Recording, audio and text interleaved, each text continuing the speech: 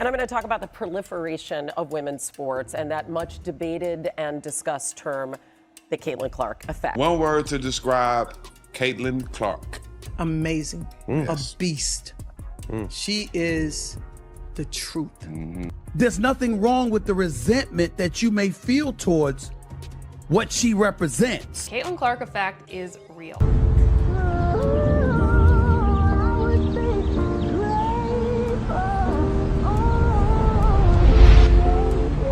Imagine a player dominating an entire sport while sitting out injured. She's beating LeBron, convincing wealthy investors to bet huge money, and rescuing an iconic company from trouble. And she's doing all this from the sidelines, unable to step on the court. How is that possible? 5 years ago, nobody would believe this could happen. Today, it's actually happening. And what's coming in 2026 goes beyond statistics or news headlines. We're watching a massive transformation that's changing basketball, women's sports, and what one person can accomplish. What was the most important sports story of the year? Okay, ladies first, right? So I'm going to talk about the ladies, and I'm going to talk about the proliferation of women's sports and that much debated and discussed term, the Caitlin Clark effect, which is really an umbrella term for everything that happened in sports because it was so much more far-reaching. People are actually making a financial investment because it's smart, the numbers are there, it makes money. The Caitlin Clark phenomenon isn't just buzz. It's force. Can anything stop it? That's what everyone in sports is asking right now. This movement keeps gaining strength. Caitlin Clark owns the spotlight. PSA released their 2025 data and collectors are shocked. For those unfamiliar, PSA grades sports cards and sets standards for the entire collecting industry. When PSA speaks, serious collectors listen closely. Your autographed Superfractor rookie card sold for $78,000. So how does it feel to have a piece of cardboard out there with your signature on it worth so much money? I think it's cool. I mean, I grew up collecting cards with my older brother. I just wanted whatever my older brother had, and I would just take what he had. And like, if he got something good, I'd be pissed, and I'd like go tell my mom about it. I love it. Their annual report clearly shows who actually drives sports culture, and 2025 proved something incredible. Caitlin Clark became the most collected active basketball player worldwide. Let that sink in. She didn't barely make the list. She didn't just crack the top 5. She dominated everyone. She overtook LeBron James, basketball's biggest name for 2 decades running. We're talking about someone with 4 titles, 4 MVP trophies, and the scoring record. Clark surpassed every NBA player currently competing. What's crazy is the circumstances. She accomplished this while sidelined with injury, unable to play meaningful minutes, yet still influencing markets and culture simultaneously. She could be $1 billion athlete. Like, when I see these numbers, I'm like, oh, this is Tiger and the Tour. This isn't even Jordan. This is totally... This isn't random luck or temporary excitement. This represents a genuine change in how sports culture operates and who drives attention. And her lead goes further. PSA published complete geographic data, showing which active players get graded most by location. Look at basketball specifically, and there's no competition. It's pure Clark territory. Region after region, everywhere you look, collectors submit more Caitlin Clark cards than anyone. The map is remarkable. It resembles those overwhelming election results where one candidate sweeps almost everything. The statistics speak for themselves. The visualization needs no exaggeration. Clark also claimed 3 spots in the top 10 most graded cards during 2025. Not limited to basketball, but counting all sports combined, football, baseball, hockey, everything included. She's competing against Patrick Mahomes, Shohei Ohtani, Connor McDavid, and still winning. That's extraordinary. But the timing makes it more unbelievable. During 2024, Caitlin Clark ranked 6th for most collected basketball players. Strong and noteworthy, but not leading everyone. 12 months later in 2025, she rocketed straight to number 1 despite missing most games through injury. Think about that carefully. Jumping from 6th place to 1st place while unable to compete requires influence most athletes never achieve. Ryan Hogg, PSA's president, addressed it directly. He stated this type of growth only happens with truly elite athletes. He clarified this transcends basketball. It's about cultural influence extending far beyond competition. When someone dominates collecting markets while watching from the bench, they've entered extremely rare territory very few historically reach. You achieve a status where your sport doesn't define you anymore. You become a cultural icon whose worth isn't connected to active participation. Your name alone generates attention. Your presence alone generates revenue. That's precisely why some extremely powerful individuals are investing millions from personal wealth, all focused on one major brand, Nike. People want to buy Caitlin Clark things, and they especially want to buy Caitlin Clark Nike things. Why is Nike continuing to wait so long into her WNBA career when you could have put something out last year and it would have sold out? It doesn't make much sense. To grasp why this matters, look at Nike's struggles heading into May 2025. Their stock plummeted almost 60% from 2021. That's not a small decline. That's a free fall. We're talking about one of the world's most famous brands. A company that influenced sports culture for decades was hemorrhaging value rapidly. Experts openly wondered if Nike had lost its competitive advantage. The brand that once set trends was suddenly fighting to stay relevant. Younger companies that launched recently were stealing Nike's customers. Competitors like On Running, Hoka, and other aggressive brands made Nike appear slow and outdated. The swoosh, previously representing superiority, began feeling like an old relic. Investors felt worried. Workers felt uncertain. The whole athletic wear industry watched to see if this powerhouse could recover. Then the Caitlin Clark signature shoe drama happened, perfectly demonstrating how badly Nike's judgment had slipped. Supporters were angry. The appetite for her shoe in 2025 was undeniable. The demand was screaming. Nike had a perfect opportunity to profit from women's sports' most marketable star, and they passed. Instead, Aya Wilson, the WNBA's most impressive statistical performer, got a signature shoe first. That decision spoke volumes, and it only magnified Nike's mistake with Clark. Listen, Aya absolutely earns recognition. She's a championship-winning elite player with achievements that stand alone. But looking purely at business, people asked the natural question. Why was Caitlin Clark, women's sports' biggest attraction, still left waiting? The athlete filling stadiums, increasing viewership numbers, and creating constant buzz wasn't getting the shoe everyone wanted.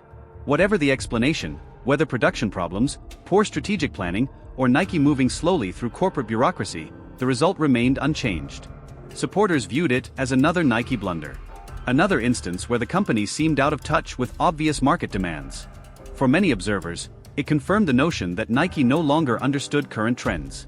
That perception strengthened the belief that Nike's peak years might be finished. The brand that previously acted first was now responding slowly. Trust was eroding and criticism of Nike kept intensifying. But here's where things take a significant turn. Something's been developing quietly in the background that deserves attention. On December 22, 2025, Tim Cook, Apple's CEO, made a purchase that surprised the business community. He acquired 50,000 Nike shares. Consider what that means. Tim Cook doesn't need risky investments. His fortune exists at levels most can't comprehend. He could park everything in stable assets and never stress about profits. When someone at that level with premium access to information, expert advisors, and market intelligence invests millions personally into a troubled brand, it demonstrates belief. That type of action suggests insider understanding, thorough analysis, and faith in unrevealed developments. And Cook wasn't alone sending this message. Elliott Hill, Nike's CEO, also participated, buying approximately $1 million of Nike stock during late 2025. Reports confirmed CEO Elliott Hill purchased around 16,000 shares of Nike. Someone calculate that quickly. Consider what that actually means. A CEO investing his own money into his company isn't a casual decision. That's not done based on feelings or optimism. If you're leading a company and you think it's headed for disaster, you're not purchasing stock. And I mean, she's the truth, and she was a rookie, right? Yeah. Knock down the three-pointer, get to the rim. She can get to the free throw line. She's crafty. Yeah, very crafty. Crafty. So sometimes she's look like she's coming off for a three-point shot, and she backdoors you for a layup. She gets her teammates involved. She can pass. She can shoot. Man, she is the complete basketball player. That's when Gainbridge Fieldhouse explodes and every remaining argument trying to explain WNBA growth without crediting her completely crumbles. We already saw a taste of this during May 2025, and it showed exactly what's approaching. After half a year away, Caitlin returned for a pre-season exhibition against Brazil's national team. Not a championship match, not a regular season contest, just a warm-up scrimmage, the type of event that normally attracts maybe a few hundred spectators maximum. Instead, Carver Hawkeye Arena packed out instantly. The hunger was so intense that ESPN, a network that selectively picks what gets national coverage, chose to air it. Remember, this was a pre-season exhibition against a relatively unknown international squad. Yet, 1.3 million viewers watched. Compare that to the 2025 WNBA Finals, which brought roughly 1.5 million viewers. A meaningless preseason contest with Caitlin Clark almost equaled the championship series audience. And here's the part that makes it crazier. Those finals figures were measured using Nielsen's upgraded tracking method, which includes significantly more devices and streaming options than before. Even with that boost, the difference was minimal. That's the influence she commands before actual competition starts.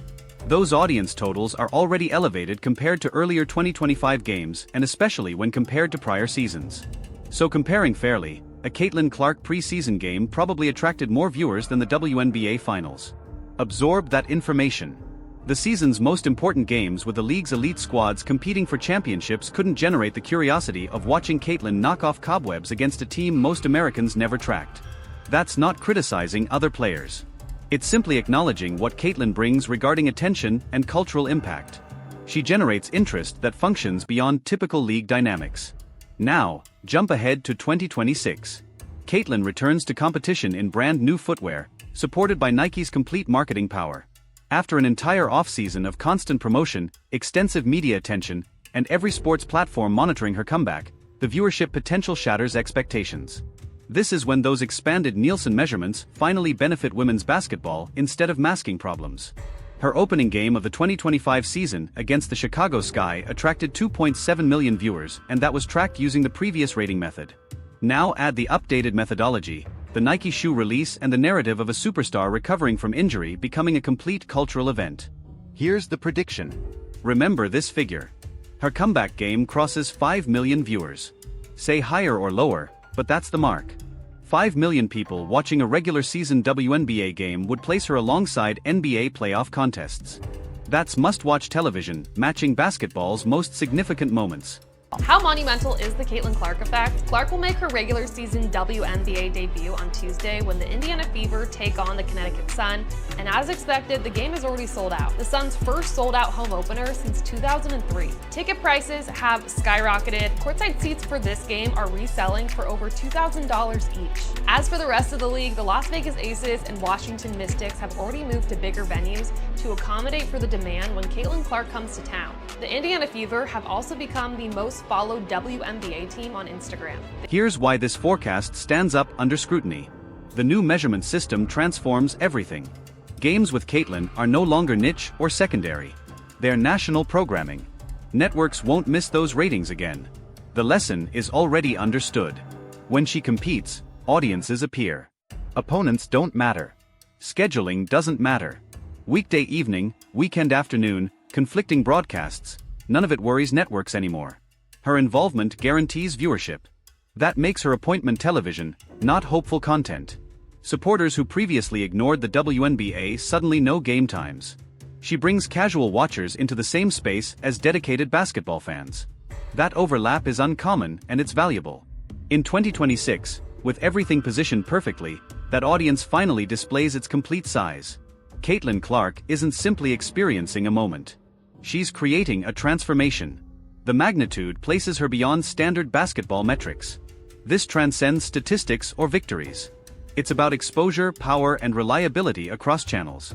When you examine the indicators, the trend is obvious. She dominates the collectibles industry while injured. She becomes the country's most collected basketball figure without playing games. Business executives with premium information invest personal wealth connected to her effect. An established brand rebuilds its development strategy around her merchandise. Broadcasters reorganize programming because her contests exceed projections. That combination doesn't occur randomly. It's not promotional exaggeration. It's reaction to appetite. The statistics chase her, not vice versa. At that stage, the discussion changes. She's no longer simply a talented athlete inside a league. She becomes a bridge between athletics, commerce, and popular culture. That's the tier she's functioning at currently. And 2026 is ready to make that undeniable. Examine the evidence. Preseason contests becoming packed venues. Confirmed. Social platforms flooding whenever her name circulates. Confirmed. Caitlin Clark has entered territory that extends far beyond basketball and exists squarely in mainstream entertainment. This isn't fabricated excitement or media storytelling. This is the marketplace responding immediately. Supporters are choosing with their purchases, their engagement, and their focus. Collectors are hunting her merchandise. Broadcasters are spending premium money to televise her appearances. Nike is investing substantial research and resources into her signature footwear. Top-tier executives are risking personal wealth based on her influence. Every quantifiable indicator of importance is pointing identically, and it keeps intensifying. Right now, Caitlin Clark isn't just a competitor. She's an independent entity. She's a revolution. She's concrete evidence that women's athletics can attract mainstream interest at identical levels as men's athletics when the proper individual emerges at the proper time. Skill, charisma, opportunity, everything aligned. Some predicted it would diminish. They argued once the freshness disappeared, once supporters adjusted to witnessing a woman dominate competition in unexpected ways, the excitement would vanish. That prediction failed miserably. The interest didn't decrease. It expanded. Others predicted missing competition would halt everything. They thought stepping away from play would destroy momentum and redirect supporters toward different narratives. That didn't occur either. Her absence produced opposite results. The momentum continued growing while she recovered. The evidence is universal. Trading card appetite rose. Executive investments grew. Media obligations expanded. Every concrete figure reveals identical truth. Her influence isn't connected to performance statistics or playing time. Her identity alone shifts markets. Her comeback instantly becomes an occasion. Brand collaborations generate actual profits. Broadcasting strategies center around her calendar. Marketing initiatives revolve around her existence. Millions of viewers are already prepared. Everything is positioned from the footwear to the broadcasts to the narratives. And it all focuses on one power, Caitlin Clark.